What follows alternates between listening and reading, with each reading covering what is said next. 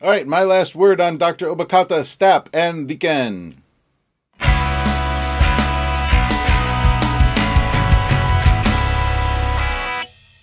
There has been a ton of stuff lately about the whole STAP cell controversy and Dr. Obokata and misconduct and Riken and STAP cells and everything.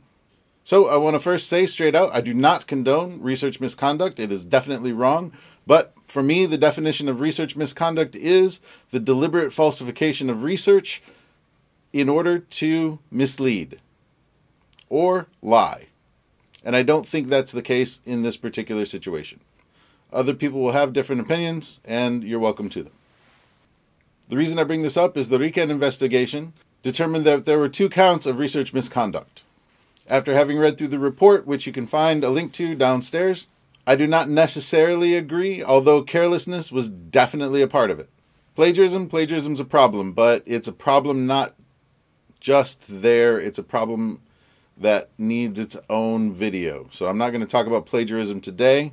All right, so one of the things I do want to address is I have been watching the comments and stuff on the previous STAP video, and that brought me to a website by a Dr. Paul Knoepfler, who works at UC Davis in Sacramento in the Knoepfler lab. So he's got a lab named after him.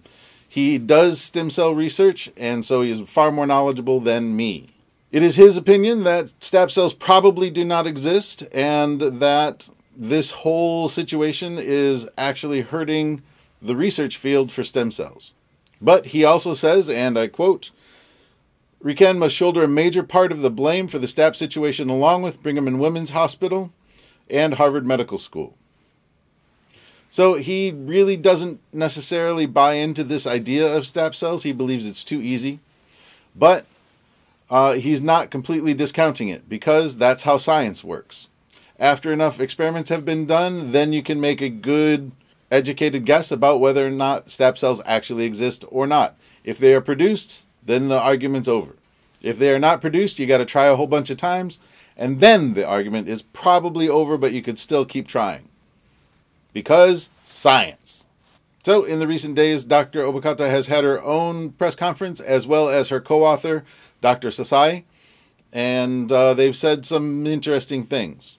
Dr. Obokata says that STAP cells do exist and she's reproduced them many, many times, around 200.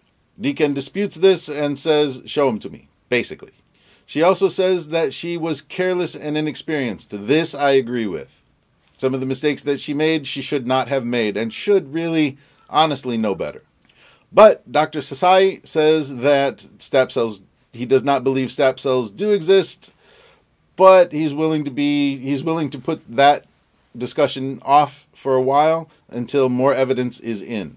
He does believe that the paper should be recalled, whereas Dr. Obokata says no. Now, here's an important point. Dr. Sasai was not implicated in any research misconduct based on the Riken investigation.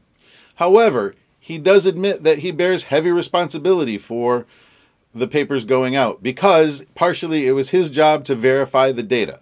So would not doing your job qualify as research misconduct? I don't know. Actually, that's an interesting question.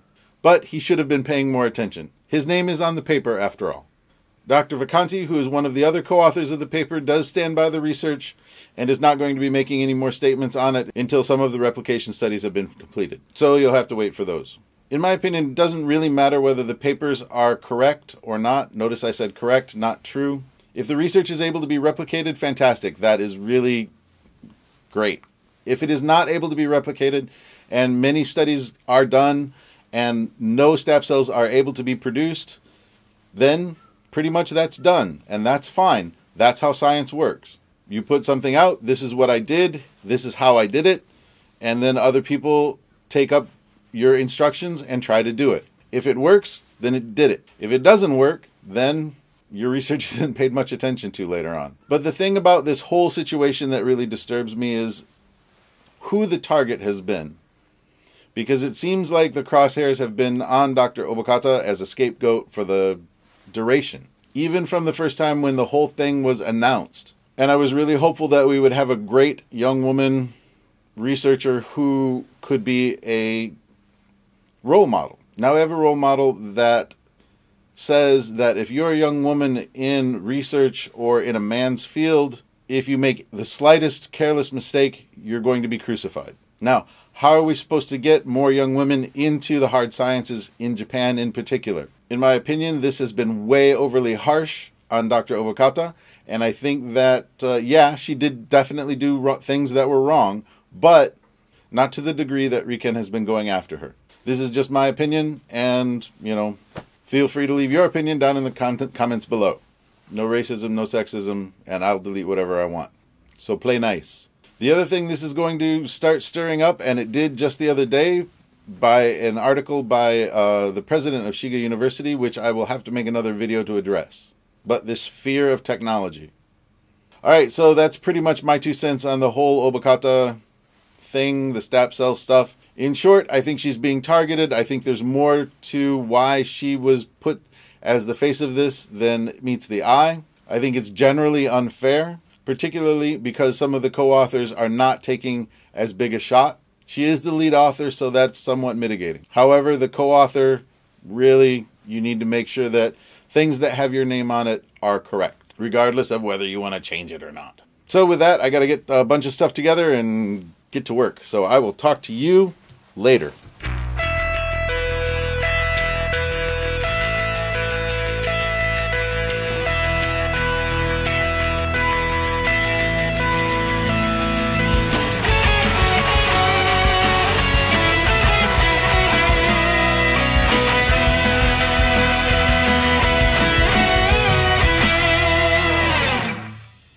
Because science.